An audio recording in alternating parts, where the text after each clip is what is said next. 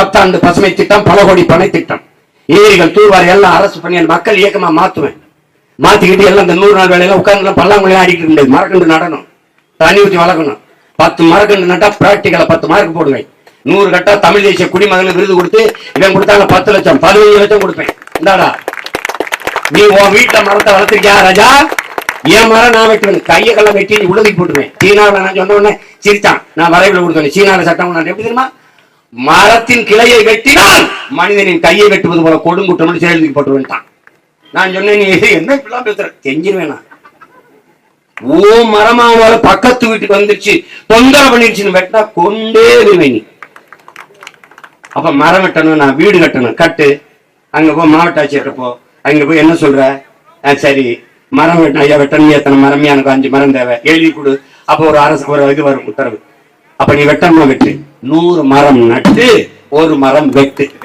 100 மரம் நட்டிட்டு வந்து காட்டு. 10 மரமா 1000 மரம் மரக்கன்று நட்டு காட்டு. அப்புறம் கையெழுத்து போட்டு கொடுப்பாரு, வெட்டிக்க. எப்படி? இதாண்டா தன்னலமற்ற அன்பான சர்வாதிகாரம். வளர்கிற ஒரு நாட்டை ஒழுக்கமும் நேர்மையும் உண்மையும் இருந்த நாடாக வளர்த்து வார்த்தை எடுக்க முடியாது. ஊழல் பெறக்கூடாது, லஞ்சம் பெறக்கூடாது, கூடாதுதான். ஆட்சியாளர் உமர்கிட்ட போயிட்டு உமர் சொல்றாங்க, ஒருத்தன் திருடினான் என்றால் அவன் கையை வெட்டா. எப்படி பேசுறாங்க? பார்க்க கோபமா இருக்குல்ல? படிக்கும்போது எரிச்சலா இருக்குல்ல? அடுத்த வார்த்தை கவனி. அவனே பசிக்காக திருடி இருந்தான் என்றால் ஆட்சியாளர் கையை வெட்டுறாங்க. இப்ப எத்தனை வெட்டுறது? கட்சியிலுக்கு எல்லா பேரும் மொட்டை கையோட இல்லை. தனி ஒரு மனிதனுக்கு உணவில்லை என்றால் ஜகத்தினை அடித்துங்கிறான் பாட்டன் பாரதி. இங்க 28 கோடி மக்கள் இரவு உணவு இல்லாம தூங்குறாங்க. எத்தனை பேரடா கொள்றது? நம்ம மதம் கடந்த மனிதம், அதுதான் புனிதம். அங்க நீ வரணும். நல்லா கவனிச்சிடும். மதம் ஒரு அவின், அது இரக்கமற்றவர்களின் இதயம். ஐயா பெரியார் அவர்கள் கள்ளு சாராயம் குடித்தால் கூட அந்த போதை படுத்து எழுந்தால் தெளிந்து விடும். ஆனால் மதம் சாதி போதை ஏறினால் செத்து சுடுகாடு பாடையில போனாலும் போதாங்க. ஏன்? தேவருக்கு ஒரு சுடுகாடு, தேவேந்தருக்கு ஒரு சுடுகாடு, நாடாருக்கு ஒரு சுடுகாடு, கோணாருக்கு ஒரு சுடுகாடு, வடையாச்சிக்கு ஒரு சுடுகாடு, பறையருக்கு ஒரு சுடுகாடு, கவுண்டருக்கு ஒரு சுடுகாடு. சேர்த்து சுடுகாடு போனாலும் போனோம் ஜாதியோட தானா போகுது. கொடுமைடா, கொடுமை. இஸ்லாமுக்கு ஒரு புதைப்பிடம், கிறிஸ்தவருக்கு ஒரு அடக்கம் செய்யும் இடம், இந்துக்களுக்கு ஒரு அடக்கம் செய்யும் இடம். பார், இந்த சமூகத்தை எப்படி ஓர்மை செய்வது? அதனை யோசி. தமிழர் ஒன்றானால் அவர் வாழ்வு பொருளால், இல்லையே மண்ணாகும். இந்த மதத்தின் வேறாக சாதி இருக்குது. இதை நல்லா கவனிச்சுக்கணும். சாதி மத பிளவுதான் தமிழ் சமூகத்தின் முதல் எதிரி. தமிழ் சமூகத்துக்கு மட்டும் இல்ல, மானுட குலத்தின் மாபெரும் பகைவரே சாதி மதம் தான். மானுட சமூக ஓர்மையை பிரிப்பது, பிளப்பது இதுதான். அது குறிப்பாக தமிழ் இனத்தில் இதுதான். இதைத்தான் தன்னின பகை என்கிறோம். தன்னின பகை, படையாட்சி அடித்துக் கொள்வது, தேவரும் தேவனும் அடித்துக் கொள்வது, நாடாரும் கோணாரும் மோதிக்கொள்வது, சொந்த ரத்தங்களுக்குள் யுத்தம், தன்னின பகை என்பது. இதைத்தான் என் உடன் பிறந்தவனே, இதைத்தான். இதை மறந்து கடக்காமல் நீ நல்ல வழியில் நடக்க இயலாது என்பதை என்னிலும் இளைய என் தம்பி தங்கைகள் கவனம் தெரிவிச்சுக்கணும். இட்டோர் பெரியோர், என்னிடத்தில் இருக்கிற செல்வங்களை பிறருக்கு எடுத்து ஈகிறவன், கொடுக்கிறவன் உயர்ந்தவன். தனக்கு தனக்கு என்று பலிக்கு ஒதுக்கிற கஞ்ச பிசுனாரி தான் ஈன பிறவி ஈசாதி, அவன் தான் தாழ்ந்தவன். அவை ஏன் உயர்ந்தவன்? கொடுக்கும் போது கை உயர்ந்திருக்கிறது, கொடுக்கும் போது கை உயர்ந்திருக்கிறது. இட்டோர் பெரியோர் அப்படி இல்லைதான் கை உயர்ந்திருக்குங்க. இது பாரதிட்ட சொல்லிட்டான், கொடுக்கிற கை உயர்ந்தது, வாங்குற கை தாழ்ந்தது. அவன் நம்ம மாதிரி அவன் என்ன பண்ணிட்டான் தெரியுமில்ல? எடுக்கிற கையும் உயர்ந்தா இருக்கும், நீ வை எடுத்துக்கிறேன் மண்டக்கு இருக்கு தானே, எடுக்கிற கையும் உயர்ந்தா இருக்கு. அதுதான் நம்ம தாத்தா பட்டுக்கொட்டை, வசதி படைச்சவன் தரமாட்டான், பயிர் பயிச்சவன் விட மாட்டான்ட்டு.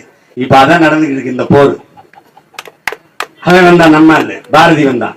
சாதிகள் இல்லையடி பாப்பான்னா, குல தாழ்ச்சி முயற்சி சொல்லல் பாவம்னா. இந்த திராவிடம் வந்தான், சாதிகள் இல்லையடி பாப்பா. இப்படி பாடிய பாரதி நம் பாட்டன பாப்பான்னு சொல்லி கொடுத்தது யாரு? இந்த திராவிட திருவாளர்கள்.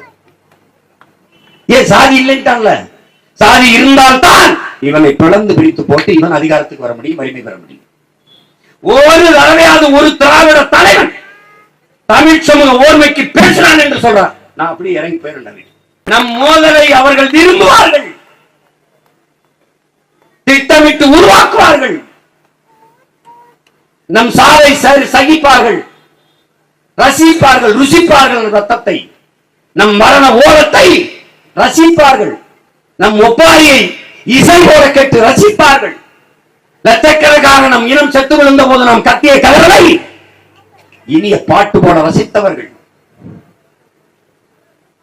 நம் பிணத்தின் மேலே நாற்காலியை போட்டு பதவி அனுபவித்த பாதகர்கள் இவர்கள், பாவிகள். உனக்கு இன்னும் மானம், ரோசம், கோபம் வரலைனா உன்னை ஒண்ணுமே செய்யுது, ஒண்ணுமே செய்யாது. உன்னை யாராலும் காப்பாற்ற முடியாது. என்னைக்குடா போர்ல எதிர்கிட்ட தோத்துருக்க, உன் வரலாறு பண்ணிட்ட, படிச்சு பாரு.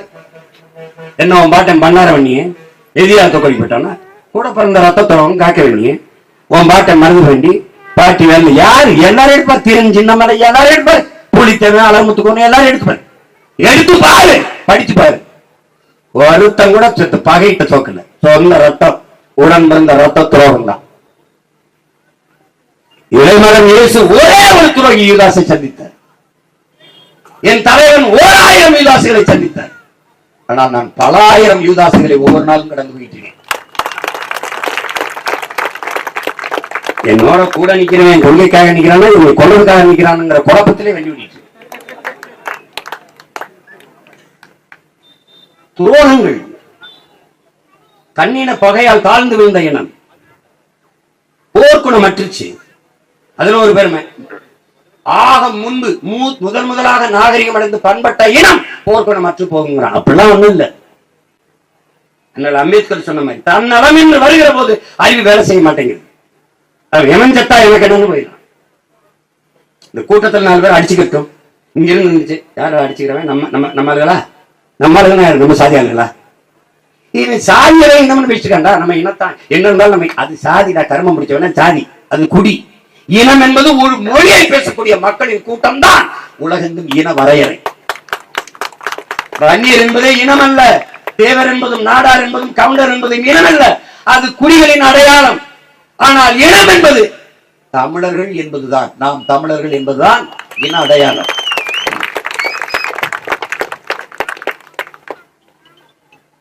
ஒரு மலையில நினைக்கிற ஒரு நீரை குடிக்கிறோம், ஒரே காத்த அதை சுவாசிக்கிறேன். பழைய நான் சுவாசிச்சு விட்ட காத்தாண்டா படையாச்சு நீ சுவாசிக்கிற, அங்க இருக்கிற ஒருத்தன் சுவாசிச்சு விட்ட காத்தாண்டா நான் சுவாசிக்கிறேன். என்னடா கொடுமை. பாகிஸ்தான்ல இருந்து பெய்ந்து வர மழை நீரை அவன் குடிச்சு விடுற தண்ணி ஓடியாது. மலையில பாகிஸ்தான் இஸ்லாமியரா நனைஞ்சு இந்திய நாட்டுக்குள்ள ஓடியாண்டா, பாகிஸ்தான் தண்ணி வருது தடுத்து குடிக்க அப்படி சொல்லிடுவேடா. கால கொடுமை. இது ஒரு நோய், ரொம்ப முத்திருச்சு. அதை சரி செய்யணும்னு நினைக்கிறோம். அதுக்கு தான் இந்த பிள்ளைகள் கத்துறோம். எங்க ஆதங்கத்தை, எங்கள் ஆண் மனதின் வழிய, அதனால வர மொழியை நீங்க உணர்ந்துட்டீங்கன்னா நம்மளை எந்த கொம்பனாலும் வீழ்த்த முடியாது.